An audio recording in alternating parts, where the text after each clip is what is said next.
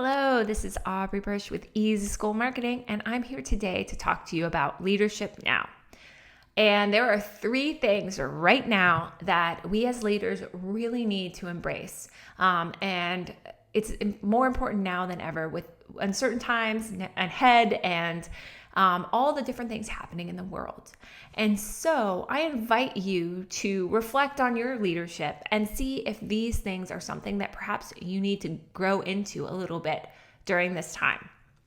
So who am I? I'm Aubrey Bursch with Easy School Marketing, as I mentioned. I've been working with and in independent schools for the past 15 years, and I am passionate about helping small schools not only survive during this time, but thrive. And that's why I'm here today to talk to you about leadership. What am I noticing right now, both in myself and others and other leaders and when I'm working with heads of school? Well, number one is getting uncomfortable. So right now, if you're not feeling uncomfortable as a leader, then there's something wrong. I think we've lived too many years being so comfortable in where we are. And you might think, well, no, I've never been comfortable. But think about it. Like, we would put things in place and we'd be like, that's running smoothly. We don't need to revisit that. Or that's how it's always been. So let's just do that. The way I've seen this let me think about that, give you a story to go along with it.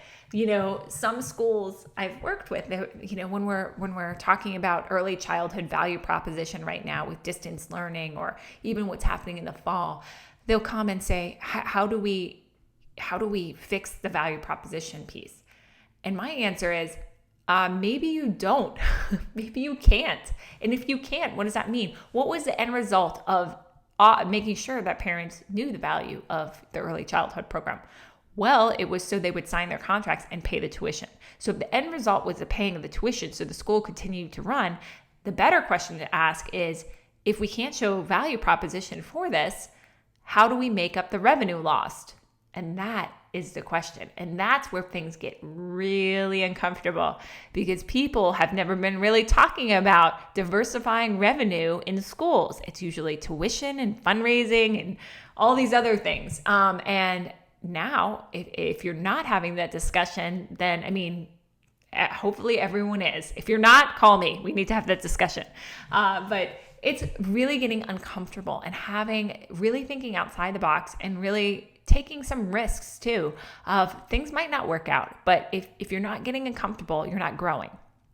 And that's what I'm challenging myself to do every day.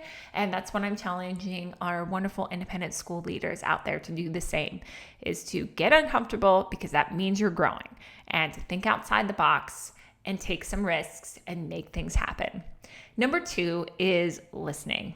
Now, as leaders, I think independent school leaders actually are pretty good at listening.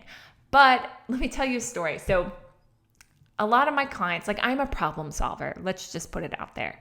I'm a strategist. That's what I do. I love it. I'm passionate about it. You give me your challenges you're facing, I'll come up with 10 solutions. And I get I get jazzed. People are like, your energy is vibrating. I get jazzed because I love doing that. But during this crisis, I really had to lean into the listening piece a lot because I would get on the phone with my head of school clients, and sometimes they just needed to tell me that it was a rough day and that, things weren't always going their way, and that they had an angry parent phone call, and, they were feeling like burned out and stressed. And it was then, I can't solve their problems. They don't want me to solve their problems in that moment. They want me to listen. And so I started listening a lot more, and I leaned into that a lot more this period than ever. And it was really healthy for me as a leader to do that, to really understand what my clients are going through and to be there for them, even if it's just to listen. And that's really important as a leader to do that. We need to listen to everyone, and we need to hear the ideas and make them feel valued. If we're not doing that, then we're not really leading well. We're just listening to ourselves talk and only listening to our ideas and pushing them forward. And that takes me to number 3, which is, look, as a leader, you're gonna need to make mistakes. You're going to make mistakes. Like, this is just what's gonna happen. It's what you do after you make the mistake that is key. And that is, you need to say, hey, I was wrong. I apologize. Look, I made that mistake. I completely own up to that. I thought that was gonna work. It didn't work. I apologize. And then the other piece to this is, if you want actually a team that is functioning and that brings in new ideas and that, helps you grow and helps your school grow, it's being okay that others make mistakes too and not getting upset. When I'm working with my teams, I'm always saying, look, B- effort. We're going to get it wrong sometimes, and that's okay.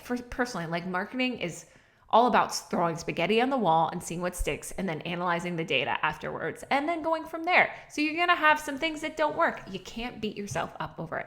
And when I'm working with teams, I'm always like, look, if you get hung up on being a perfectionist and not making mistakes, you will get nowhere. I actually was talking with a school that spent 2 years picking their brand colors because they wanted them to be perfect. Think of all the wasted hours. You want to move things forward, and B- effort means you don't get sloppy, but you produce. And the more you produce, the more likely you are to have success. And that's what I'm challenging you as a leader to embrace, not only for yourself, but for your team, is that you are not perfect. Your team's not going to be perfect. And you need to be okay with making mistakes along the way, and then owning up to them and saying, hey, that didn't work. I'm sorry. I hope that these 3 tips were helpful for you. I'm cheering on all the independent school leaders out there, and I am thinking of you now and moving forward. If you need anything, reach out to me. I'm here to support you. I look forward to chatting soon. Take care. Bye.